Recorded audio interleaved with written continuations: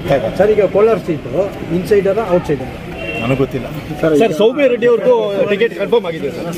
ಸೌಮ್ಯ ರೆಡ್ಡಿ ಅವ್ರದ್ದು ಕನ್ಫರ್ಮ್ ಆಗಿದೆ ಸರ್. ಈಗ ಜಿಲ್ಲಾ ಉಸ್ತುವಾರಿ ಚುನಾವಣೆ ಉಸ್ತುವಾರಿ ತಗೊಂಡಿದ್ದೀವಿ. ಈಗ ಯಾವ ರೀತಿ ಸಿದ್ಧತೆಗಳಿದೆ ಜಿಲ್ಲೆಯಲ್ಲಿ ಎಲ್ಲಿ ನೋಡಬೇಕು? ಈ ಸಲ 100ಕ್ಕೆ 100 ಭಾಗ ಕೋಲಾರ ಜಿಲ್ಲೆ ಕಾಂಗ್ರೆಸ್ ಪ್ರತಿನಿಧಿಸುತ್ತೆ. ಸರಿ, 2 ಬಣಗಳಿದೆಯಲ್ಲ ಸರ್, ಒಂದು ಕಡೆ ಕೊತ್ತೂರು ಮಂಜುನಾಥ. ಎಲೆಕ್ಷನ್ ಟೈಮಲ್ಲಿ ಎಲ್ಲ ಒಂದೇ ಬಣ.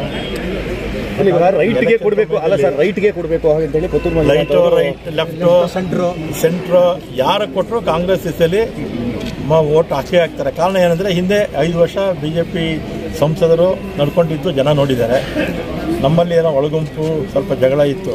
ಆದರೆ ಕೆಲಸ ಮಾಡೋದ್ರಲ್ಲಿ ಏನು ಬಡ್ಡಾಯ ಆಗಿದ್ರು ಅವ್ರು ಯಾರು ಒಂದೇ ವೇದಿಕೆಗೆ ಬಂದಿಲ್ವಲ್ಲ. ಕೆಲಸ ಮಾಡೋದ್ರಲ್ಲಿ ಯಾವತ್ತೂ ಏನು ಹಿಂದೆ ಮುಂದೆ ಏನೇನು ಮಾಡಿದ್ವಲ್ಲ ಮುನಿಯಪ್ಪನವರು ಕೆಲಸ ಮಾಡೋದ್ರಲ್ಲಿ ನಂಬರ್ 1 ಯಾವತ್ತು. ಈಗಲೂ ಕಾಂಗ್ರೆಸ್